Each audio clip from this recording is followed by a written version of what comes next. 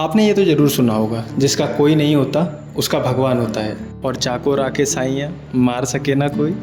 नमस्कार दोस्तों, मैं आपका दोस्त गौरव आज फिर हाजिर हूँ एक नई कहानी लेकर। आज की कहानी ऐसे ही है, एक हरि भक्त के ऊपर है, जिसे गिराने की, दबाने की, बदनाम करने की संसार ने बहुत कोशिश की, लेकिन कहते हैं ना, जाको राम रखे बाको कौन चखे। तो चलिए इस कहानी को शुरू करते हैं। एक बार की बात है, एक गांव में एक ब्राह्मण देव रहा करते थे। जगत में रहकर जगत से परे, सदैव श्री हरि भक्ति में लीन, जिनका दिन का शुरुआत हरि नाम से होता था और रात में शयन करने जाते थे तब भी हरि नाम से ही दिन ख़त्म होता था। कुछ ऐसे थे हमारे ब्राह्मण देव। पर कहते हैं ना, आप किसी का बुरा चाहो या ना चाहो, पर आपके साथ बुरे करने वाले हमेशा तैयार खड़े रहते हैं। कुछ इसी प्रकार के दुष्ट और दुराचारी लोग ब्राह्मण देव के गांव में भी रहा करते थे।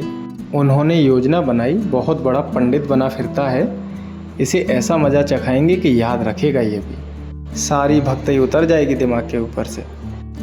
उन बदमाश लोगों ने योजना बनाई और ब्राह्मण देव के घर एक सुंदर स्त्री को भेजा। वह स्त्री अत्यंत सुंदर और युवा थी। उसका यौवन देख अच्छे अच्छे अपना धैर्य खो दे, और पेशे से वो एक वेश्या भी थी। स्त्री ये जानती थी कि ब्राह्मण देव एक हरि भक्त हैं, तो उनके यहाँ जाने के लिए एक साध्वी का भेष ही अच्छा रहेगा। तो उसने यही किया, एक साध्वी का वेश धारण किया और पहुंच गई ब्राह्मण देव की कुटिया पर। वह स्त्री बहुत अच्छे से जानती थी कि अपने शिकार को जाल में कैसे फंसाया जाता है। जब स्त्री वहां पहुंची तो उनके यहाँ हरि भजन कीर्तन चल रहा था। लोग बैठे हुए भजन कीर्तन कर रहे थे, तो वो भी बैठ गई। कुछ समय बीता, थोड़ा और समय निकलता गया तो लोग उठ के चलने लगे। भजन कीर्तन समाप्त हुआ तो वो स्त्री करने लगी अब सेवा का ढोंग। वहाँ बैठे बैठे उसने सेवा का आडंबर रचाया और ब्राह्मण देव से प्रभु के बारे में जानने लगी, प्रश्न करने लगी, ताकि उन्हें भरोसा हो जाए कि ये सच्ची साध्वी है। और बातों ही बातों में ब्राह्मण देव को अपनी तरफ आकर्षित करने की निरर्थक कोशिश भी करती रही। पर बेचारे सीधे साधे ब्राह्मण देव, वो क्या जाने इन बातों को। वो तो अपने प्रभु को जाने या उनकी भक्ति को जाने। वो तो केवल हरि नाम में ही लीन रहते थे, उन्हें इनसे कोई लेना देना नहीं। अब उन्हें क्या पता था कि साध्वी के रूप में एक महामाया आई थी। ऐसे ही कुछ दिन गुजरे और एक रात वो स्त्री चोरी छुपे रात के समय ब्राह्मण देव की कुटिया में पहुंची।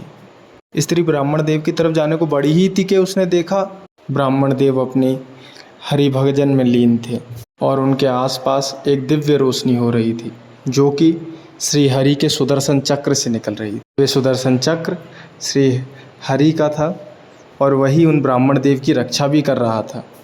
उसकी चकाचौंध से उस स्त्री की आंखें बंद हो रही थी, वो कुछ देख नहीं पा रही थी। उसकी चमक इतनी तेज थी कि वो आंखों से साफ देख ही नहीं सकती थी। स्त्री घबरा गई, काँप गई और वहीं माथा टेक कर ब्राह्मण देव के चरणों में त्राहिमाम करने लगी।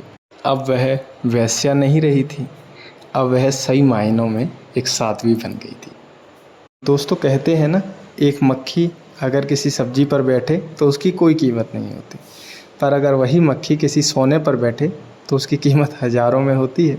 यह कहानी एक सच्ची घटना पर आधारित है और वह ब्राह्मण देव कोई और नहीं, हमारे गुजरात के महान भक्त कवि श्री नरसिंह मेहता जी थे।